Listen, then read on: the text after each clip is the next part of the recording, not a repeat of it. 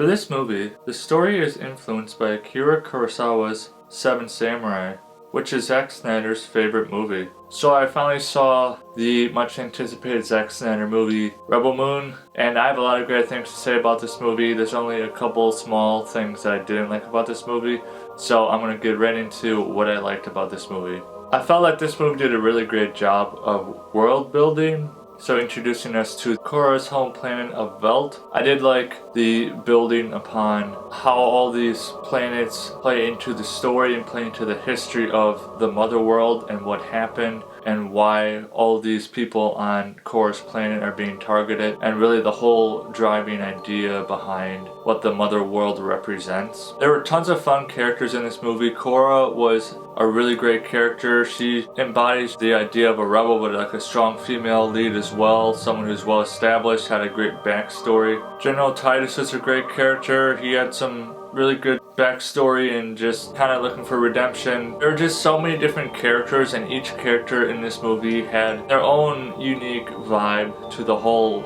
idea of building up a team of rebels. Another big character I liked in the movie a lot was the bad guy. He just brought a really great presence to the screen, space Nazi vibes. He was just really good on screen. He had just a great look about him, but also just the way he embodied his character was really well done. And this movie is getting bashed on because it does take a lot of Star Wars references and a lot of sci-fi references, and it's pretty obvious at times, but actually I think that's what makes this movie so special and so unique, is there are so many different sci-fi references in the movie. You just have a fun time trying to notice all of them, trying to pick them out. And there were Star Wars references, there were Dune references, there were Harry Potter references. I'm sure there are other references I missed, but they all work together. It's kind of just Zack Snyder's dream project coming to life, and I'm a big fan of Zack Snyder. I think he does a really great job of incorporating just really cool sci-fi aspects to his movies. And of course, the biggest reason to enjoy this movie is the non-stop action in this movie. The awesome slow-mo shots, the cinematic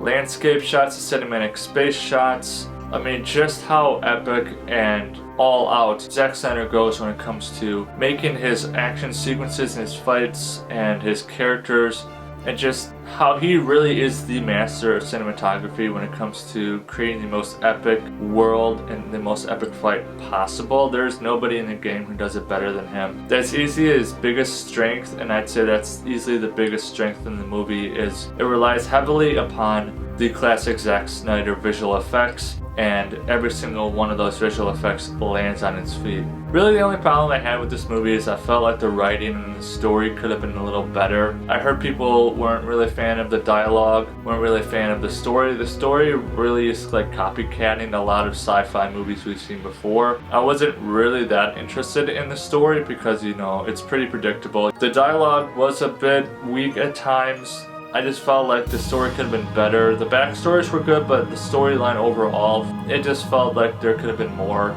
substance to it, and there just wasn't a whole lot of substance. But I'm super excited to see part 2 in April. I cannot wait, and I'm really happy that Zack Snyder finally got to have his dream project come to life. So for Rebel Moon, A Child of Fire, I'm going to give it a 7 out of 10 Mudflaps. And remember to leave me a thumbs up and drop in the comments below.